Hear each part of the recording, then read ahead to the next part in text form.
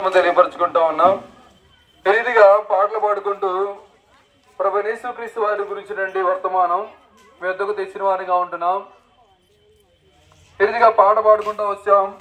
ప్రేమామృత దారులు చెందిన మనకు యేసుకు సమయం కనుక దేవుడు పరిశుద్ధ గ్రంథం బైబిల్లో ఈ రీతిగా ఉంది.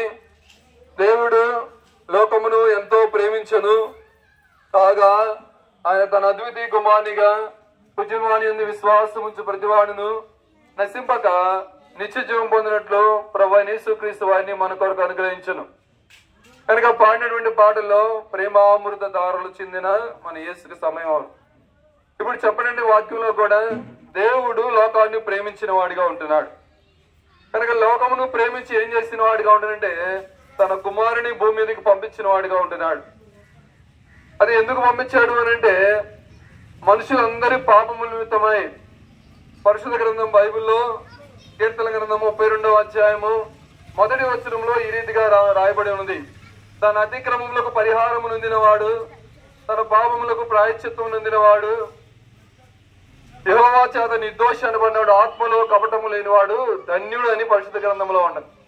కనుక తన అతిక్రమములకు పరిహారము నొందినవాడు కనుక మనిషి యొక్క చేసేటువంటి అతిక్రమములకు పాపములకు క్షమాపణ పొందితే వాళ్ళు ధన్యులు అని పరిశుద్ధ గ్రంథం బైబిల్ సెలవిస్తుంది.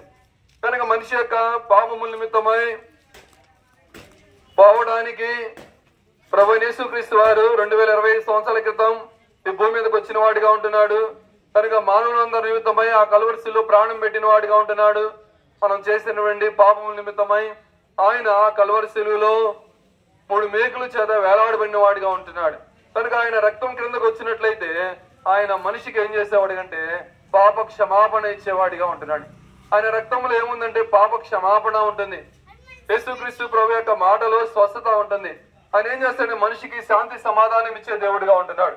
కనుక మనిషి సమాధానం లేక నెమ్మది లేక ఉంటే ఆయన దగ్గరకు వస్తే ప్రభువా నేను పాపని నన్ను క్షమించండి, ఇక్కడున్న పరిస్థితులు నాకున్నటువంటి యొక్క మనసు నెమ్మది లేకుండా ఉంటున్నాం, శాంతి సమాధానం లేకుండా కనుక ప్రార్థన చేసుకుంటే ఆయన పాపములు క్షమించేవాడిగా ఉంటాడు.